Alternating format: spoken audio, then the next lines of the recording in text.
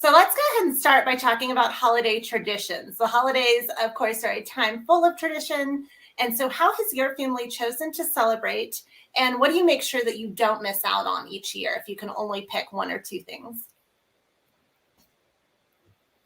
I think for our family, two of the most fun things that we have kept up all along is a gingerbread house making night where everybody gets their own kit and we have a little contest. So that's super fun. And then we always take some time either on Christmas Eve or Christmas morning to have birthday cake for Jesus. And so that's something my kids always looked forward to, was singing happy birthday to baby Jesus and making sure that we remembered while all the other stuff was fun. That was the main reason that we were celebrating. Mm-hmm.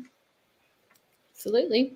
We try to go out and see Christmas lights. Get all in the car and go drive around to the spots in town. That's one thing we like to do every year. And the other is, of course, as years have gone on, things have changed. But currently, our big focus is to get as much of our family together as we can and plan a meal and have that fellowship time together to celebrate Christ's birth. We also like to go visit lights. And so I live in Florida where there's no snow. So that's very easy to do. We just load up in the car. We don't have to worry about snowy roads, ice, that kind of thing. So even with my 21, 23, and 26-year-old, they all like to go do that. And then another tradition we have is that we do jammies on Christmas Eve. And the kids still expect it, even though they are fully grown. They still want to see their jammies under the tree. So I love that. We started the matching pajamas about 5 years ago. And so, yeah, I hope that's something that once my kids are grown, that they still want to do that. The big one we do is we always go to our church's Christmas Eve service, and we like to pick out a restaurant to eat at, usually after our services start, kind of early on Christmas Eve. And so everybody sticks the name of a favorite restaurant in a bowl, and then we all draw from that. And so we'll go wherever is chosen. So sometimes, when the kids are little, we get places like McDonald's. And then as they've gotten older, or if one of our restaurants wins, we get to go to a slightly nicer place. So that's something that I've done since my own childhood. We used to do that with my parents and just continued that with our kids. So how have your celebrations changed over time? And what's the best way to determine what matters most to you and your family, or what your intentions are for the holidays? Well, having my high schoolers now, I can see how things have changed all over the years. When they were young, we still live 2 hours away from our closest family.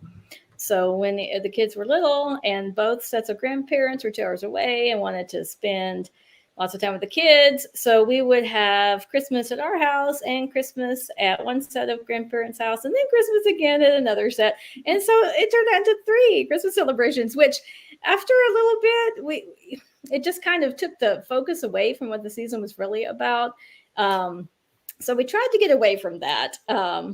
We ended up with a bigger car so that we could bring our Christmas stuff to one of their houses, and that brought it down to 2, and that helped a little bit.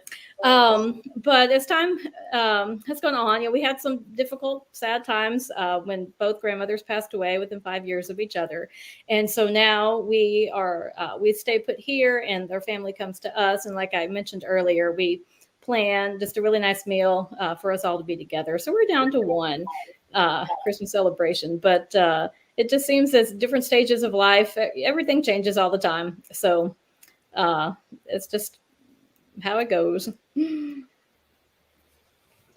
For us, we every year we would go to my sister-in-law's for Christmas Eve. She would always host a party at her house. Santa Claus would always visit her house. I don't know how she had the inn, but he would make a stop at her house every Christmas Eve.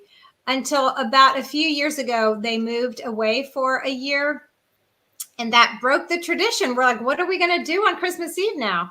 So it's kind of changed since then, what we've done. I'm not even sure what we're doing this year. She is living back in town, but I haven't heard if she's hosting the party again. I think she's kind of glad to be no longer throwing a big party like that. So it remains to be seen what we end up doing. But we do still wait for everyone to be awake before we open gifts. And thankfully, these days, it's not at the break of dawn. The kids put in a little bit. So that's nice. And another tradition that we did years ago, I don't know how many of you remember the Sonlight Cooks cookbook. And there was a recipe in there for overnight cinnamon rolls. And so we started making those from that cookbook, and that has become a favorite. We still do that.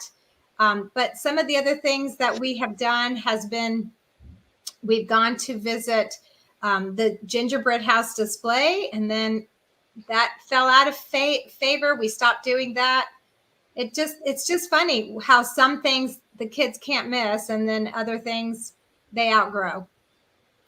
We always went to see the Nutcracker when my girls were younger, but then, like you said, Sheila, they just didn't ask.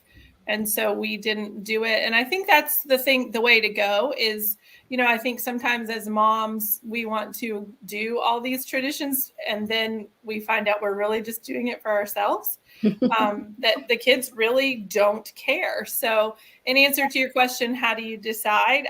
I would ask, what's important to you? And especially larger families where, there's a lot of opinions, let everyone pick something that is really important to them, make sure that happens.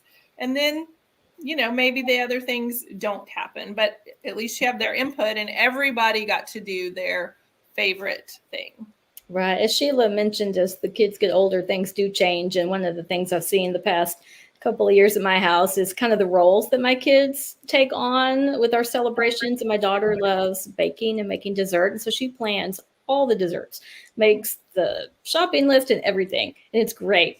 And then my son, he has two grandfathers that are coming, and he is just, I don't know, gifted isn't really the right word, but he just has a great relationship and socializes with them so well. It's really fun to see when they're together, the socialization with the different generations. And of course, he always has to share the latest and greatest Sonlight books that he's been reading with them too.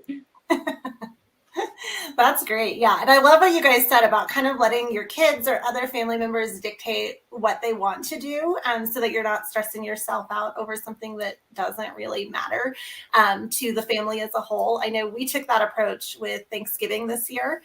We traveled and saw the family a couple of weeks before, and we had done one Thanksgiving lunch one place. And then when we came back, we did a Friendsgiving with our neighbors. And so I asked my family, do you want turkey again? And they said, no, we would rather do charcuterie. And my daughter loves taco salad. So she said, can we do that? And it made Thanksgiving a lot easier on me because I didn't have to cook a turkey. And we were more in line with what everybody wanted to do. So I think that's a great tip. Just kind of pay attention and keep a pulse on what your family wants to do and what makes it feel like Christmas or Thanksgiving or whatever holiday to them. Thank you so much for joining all of us today. And from all of us at Sonlight, we are wishing you and your families a very Merry Christmas.